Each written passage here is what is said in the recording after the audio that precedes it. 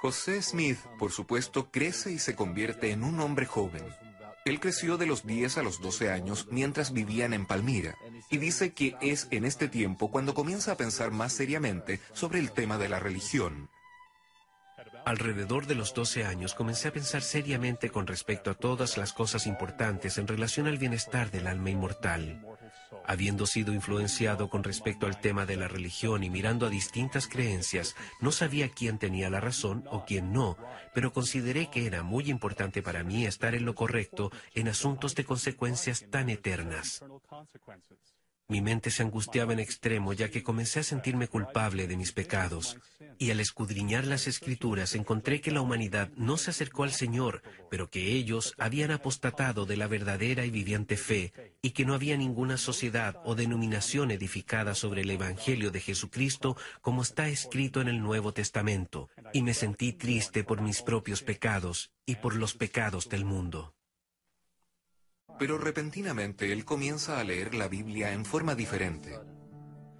Él deja de verla como era vista por todos alrededor de él, principalmente como una especie de archivo de los asuntos de Dios con la humanidad. Y comenzó a verla como un libro de ejemplos, como una invitación a recibir su propia revelación. Agobiado bajo el peso de las graves dificultades que provocaban las contiendas de estos grupos religiosos, un día estaba leyendo la epístola de Santiago, primer capítulo y 5º versículo, que dice: «Y si alguno de vosotros tiene falta de sabiduría, pídala a Dios, el cual da a todos abundantemente y sin reproche, y le será dada».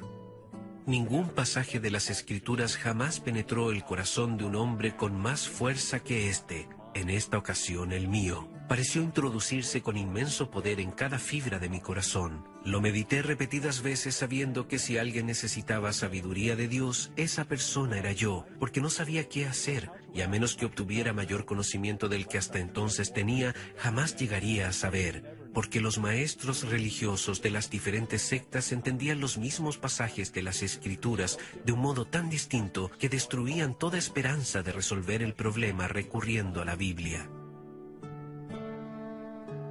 José nos dice que inmediatamente después de leer Santiago 1:5, por lo menos una de las veces que estaba meditando el pasaje, se retiró al bosque a orar, aunque él nunca antes había orado vocalmente en su vida.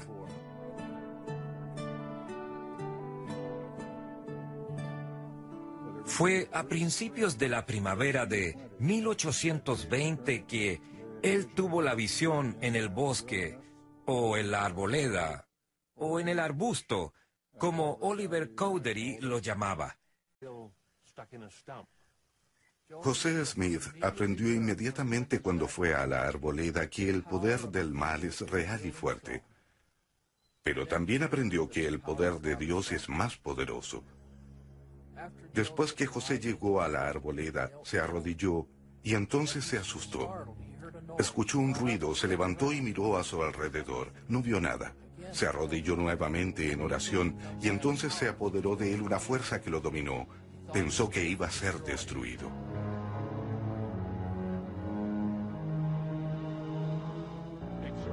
Esforzándome con todo mi aliento por pedirle a Dios que me librara del poder de este enemigo que se había apoderado de mí, y en el momento en que estaba para hundirme en la desesperación y entregarme a la destrucción, no a una ruina imaginaria, sino al poder de un ser efectivo del mundo invisible, que ejercía una fuerza tan asombrosa como yo nunca había sentido en ningún otro ser.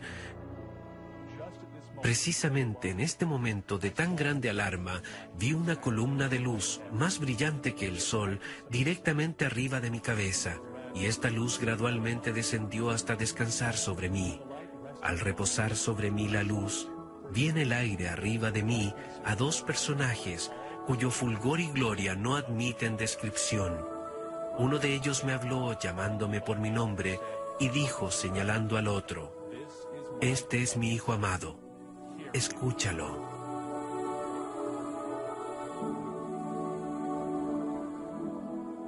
José tenía dos preguntas cuando fue al bosque a orar. Primero, ¿cuál iglesia era la correcta? ¿A cuál debía unirse? Mi objetivo al recurrir al Señor para saber cuál de todas las sectas era la verdadera, a fin de saber a cuál unirme. Por tanto, luego que me hube recobrado lo suficiente para poder hablar, pregunté a los personajes que estaban en la luz arriba de mí cuál de todas las sectas era la verdadera, porque hasta ese momento nunca se me había ocurrido pensar que todas estuvieran en error y a cuál debía unirme. Se me contestó que no debía unirme a ninguna porque todas estaban en error.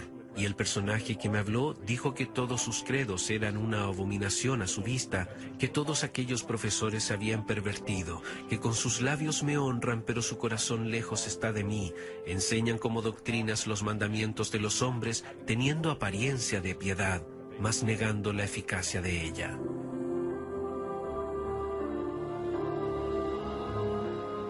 La segunda pregunta de José: ¿cuál es mi situación ante Dios? Él estaba muy preocupado acerca de su situación con respecto a la salvación. ¿Era él aceptado por el Señor?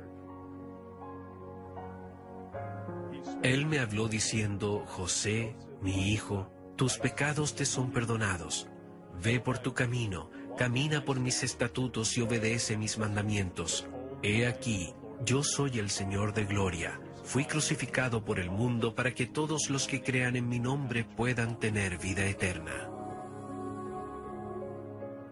Que el Padre y el Hijo se le aparecieran y que el Hijo lo instruyera, que sus pecados fueran perdonados, debe haber sido un sentimiento maravilloso y tranquilizador para José.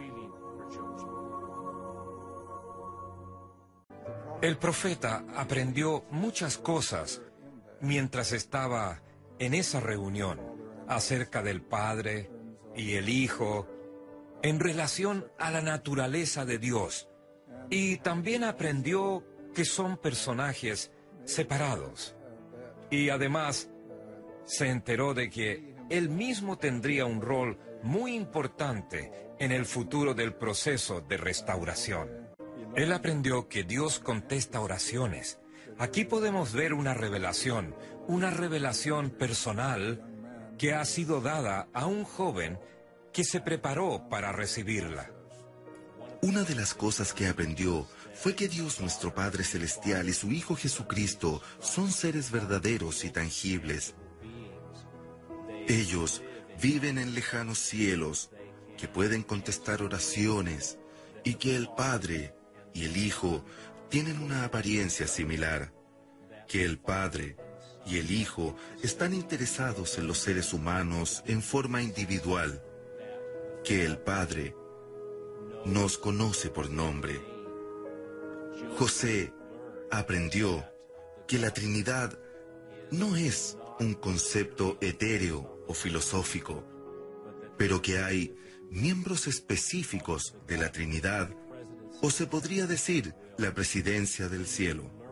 Él aprendió que nuestro Padre Celestial ama a su Hijo, su amado Hijo, pero que también testifica de su Hijo y del poder que el Hijo puede tener en nuestras vidas. Esta fue una visión como ninguna otra. Además, José aprendió que Jesús es el Cristo, que Él fue crucificado por los pecados del mundo, que la expiación fue muy real, muy personal, que no fue un concepto filosófico ni simbólico y que realmente ocurrió. José aprendió que sus pecados pueden ser borrados y esta primera visión ocurrió en un lugar de verdad, en un tiempo real.